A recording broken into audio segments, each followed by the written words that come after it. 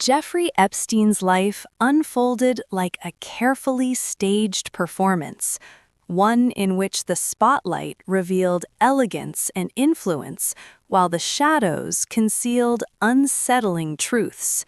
He was born in 1953 in Brooklyn, New York, to a middle-class Jewish family that believed strongly in education and upward mobility. From an early age, Epstein appeared gifted. He excelled in mathematics and displayed a quiet confidence that suggested ambition simmering beneath the surface. Those around him saw a young man likely destined for academic or professional success, someone who would climb steadily and respectably. In the early 1970s, Epstein began teaching mathematics at an elite private school. The classroom gave him proximity to privilege, and this proved more influential than the curriculum itself. He observed the habits, language, and networks of wealthy families, absorbing lessons not found in textbooks.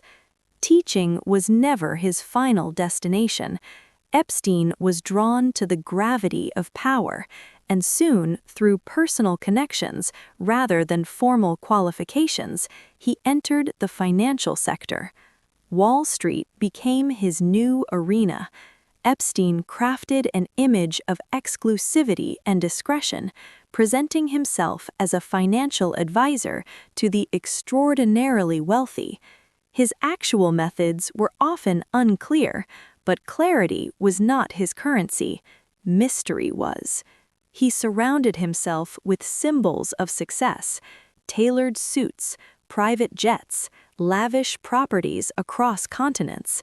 His Manhattan mansion, Palm Beach estate, ranch in New Mexico, Paris apartment, and private Caribbean island formed a constellation of wealth that few could rival. More important than money was access. Epstein positioned himself among scientists, politicians, royalty, and celebrities.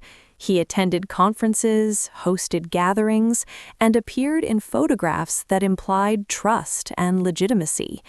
To many observers, he seemed untouchable, protected by the sheer density of his connections. His lifestyle projected permanence, as if consequences were theoretical concepts meant for others. Cracks began to appear in the early 2000s. Reports emerged accusing Epstein of sexually abusing underage girls, often recruiting them with promises of money and opportunity. These were not rumors whispered in isolation, but detailed accounts that echoed one another. In 2008, Epstein pleaded guilty in Florida to charges involving the solicitation of a minor. The punishment, however, was strikingly mild. He served limited jail time under conditions that allowed him significant freedom, igniting public outrage and deep skepticism about the fairness of the justice system. The years that followed were marked by contradiction. Epstein continued to live comfortably, yet lawsuits and investigations gathered momentum. Journalists dug deeper, mapping his social network and exposing how complaints had been ignored or quietly settled. Survivors stepped forward, their voices growing stronger as patterns of abuse became undeniable. What emerged was not merely the story of one man's crimes, but of a structure that enabled them through silence, intimidation, and deference to power. In 2019, federal authorities arrested Epstein on charges of sex trafficking of minors. This time, the atmosphere had shifted. Media coverage was relentless, public patience exhausted. Court filings hinted that Epstein's activities extended far beyond what had already been exposed. There was a sense that the case might finally illuminate the darker corridors of elite privilege. That reckoning never fully arrived. Epstein was found dead in his jail cell, an apparent suicide that immediately sparked controversy and disbelief. Questions about negligence, accountability, and missing information multiplied overnight. His death closed the door on testimony that might have clarified years of secrecy. Jeffrey Epstein's legacy is not defined by wealth or influence, but by absence. Absent justice for many victims, absent answers to critical questions, absent trust in institutions meant to protect the vulnerable. His life stands as a cautionary narrative about how intelligence and ambition, when fused with unchecked power, can corrode moral boundaries. It is a story that continues to resonate, not because it is finished, but because its echoes still demand to be heard. Following his death, the cases did not close. Epstein's sudden absence, interpreted by many as the ultimate silence of power, in fact became the catalyst for a new movement. Prosecutors shifted their focus from pursuing one man to targeting a network of associates and alleged enablers.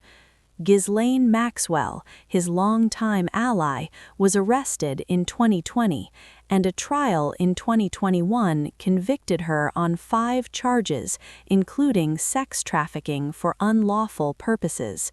Her conviction was widely seen as a pivotal, though incomplete, step toward accountability.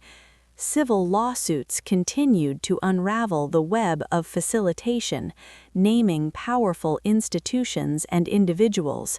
The narrative expanded from the crimes themselves to the architecture of impunity that allowed them to persist for decades, forcing a sustained public examination of wealth, influence, and systemic failure.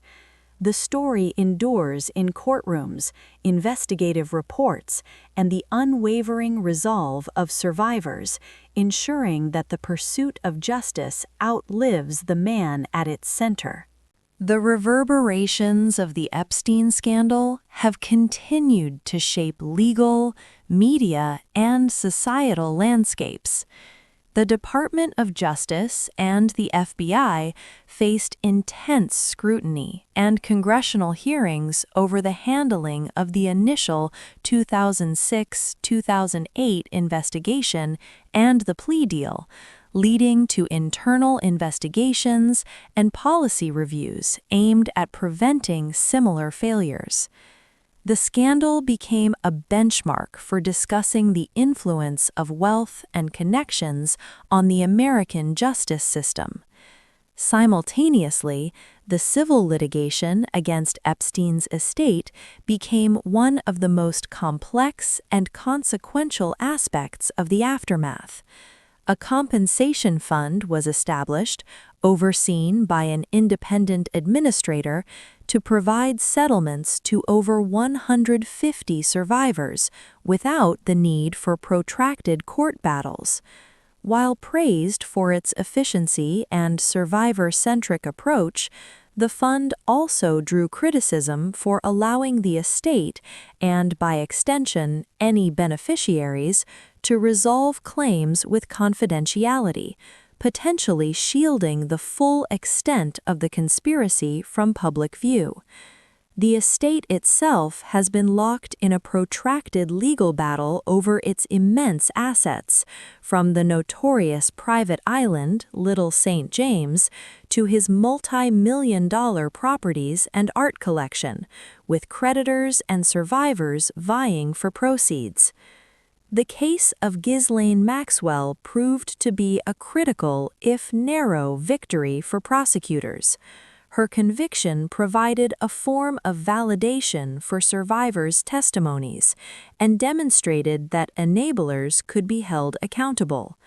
However, her sentencing and subsequent appeals have kept the legal drama alive, with her defense team alleging she was a scapegoat for Epstein. The judge's decision to seal certain court documents containing the names of associates, citing privacy concerns, has fueled ongoing legal fights by media organizations and watchdog groups demanding full transparency.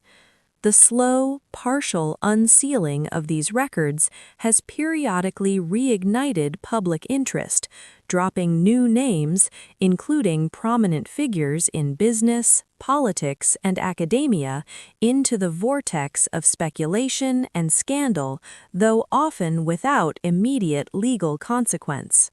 Beyond the courtrooms, the scandal has had a profound cultural impact. It has served as a dark case study in investigative journalism, with books, documentaries, and podcast series meticulously deconstructing the networks of power and privilege. This relentless media attention has ensured the story remains in the public consciousness, transforming it from a true crime narrative into a symbol of systemic rot. It has fueled broader movements demanding accountability for sexual abuse, particularly when perpetrated by powerful individuals, and has intensified debates about the ethics of elite philanthropy, as Epstein's donations to prestigious scientific institutions like MIT and Harvard forced a painful reckoning within those halls about the source of funding and moral compromise. Internationally, the fallout has touched figures of royalty and state. The association and friendship between Epstein and Britain's Prince Andrew led to a spectacular fall from grace for the royal, culminating in a civil settlement with accuser Virginia Giuffre and his effective removal from public duties.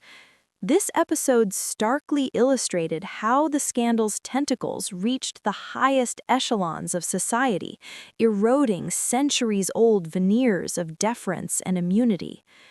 Ultimately, the unresolved questions surrounding Epstein's death in federal custody at the Metropolitan Correctional Center in New York have metastasized into a persistent conspiracy theory ecosystem. Official reports concluding suicide have failed to quell doubts, fueled by alleged irregularities, lapses in protocol, and the sheer convenience of his silencing. This enduring mystery has undermined public trust in institutions meant to ensure security and administer justice, creating a vacuum filled with suspicion. The legacy of Jeffrey Epstein is thus a living, fracturing thing. It exists in the settled claims and ongoing trauma of survivors, in the sealed and unsealed court documents, in the reformed policies of institutions that once welcomed him, and in the public's hardened skepticism toward the powerful. His story is no longer just about a man and his crimes. It is an enduring probe into how society tolerates, enables, and sometimes even venerates predators, so long as they operate behind the gilded walls of extreme wealth and influence. The final chapters are not about closure, but about the difficult, continuous work of dismantling the very systems that allowed such a performance to go on, unseen in the shadows, for so long.